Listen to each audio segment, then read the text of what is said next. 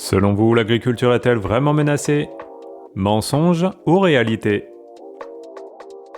Je voulais simplement, avec la ministre, avant d'aller ouvrir le salon, aux côtés du Premier ministre du Maroc, puisque le Maroc est l'invité d'honneur de celui-ci, vous dire à quel point nous sommes mobilisés derrière nos agriculteurs et à quel point on est mobilisés derrière l'agriculture française. Nous avons besoin de produire, on a besoin de produire pour nourrir, et c'est véritablement ce que le gouvernement, moi-même, nous poussons. Cette semaine, un texte de loi important a fini son parcours législatif, qui va permettre justement de donner une orientation, de construire les instruments pour les jeunes qui auront à s'installer et pour les transitions. Et c'était un engagement que j'avais pris, et on le sait parce que nous avons un grand renouvellement des générations qui est là, devant nous, puisqu'on a presque la moitié de la profession qui partira à la retraite dans les années qui viennent. Maintenant, la conviction qui est la nôtre, c'est qu'en effet, il faut produire, assumer de produire pour nourrir les Français et les Européens, et pour aussi exporter, parce que notre agriculture, nos industries agroalimentaires sont aussi d'abord des pourvoyeurs d'emplois, de richesses et des vrais leviers de notre exportation. Ensuite, ce que nous défendons, c'est que l'agriculture, au fond, et nos agriculteurs ne peuvent pas être la variable d'ajustement. Ni la variable d'ajustement du pouvoir d'achat, disant c'est toujours les prix agricoles qu'on devrait baisser. Non, on défend ces prix.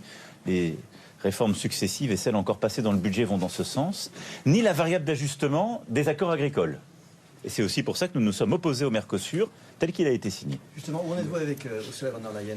Toujours au même endroit, parce que nous n'avons pas eu plus de visibilité, et que je pense que ces accords, dans la mesure où il n'y a pas ce qu'on appelle les clauses miroirs, qui en fait protègent de la concurrence déloyale, et ce qu'on appelle les clauses de sauvegarde, qui permettent, quand un marché est déstabilisé, de le stopper, on ne l'a pas dans ce texte. Donc c'est un mauvais texte, tel qu'il a été signé, et donc on fera tout pour qu'il ne suive pas son chemin, pour protéger cette souveraineté alimentaire française et européenne. L'an dernier, vous aviez fait une promesse qui avait fait beaucoup parler, qui était l'idée de prix plancher sur les produits agricoles. Ça a été abandonné depuis? Non, pas du tout. J'avais dit on lance ce travail. Donc il y a un travail qui a été fait par des parlementaires. Le rapport a été suivi. On en a parlé d'ailleurs avec les syndicats. Maintenant, il arrive au ministère. Et donc c'est tout le travail de réforme de la structuration des prix. Donc là, on a des lois, ce qu'on a appelé Egalim, qui ont fonctionné parce qu'elles ont produit des résultats, elles ont mieux protégé les prix agricoles.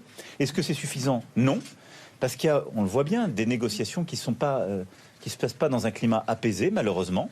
La ministre a eu des mots très clairs sur ce sujet, et qu'on doit protéger des producteurs qui sont en nombre beaucoup plus petit que les distributeurs.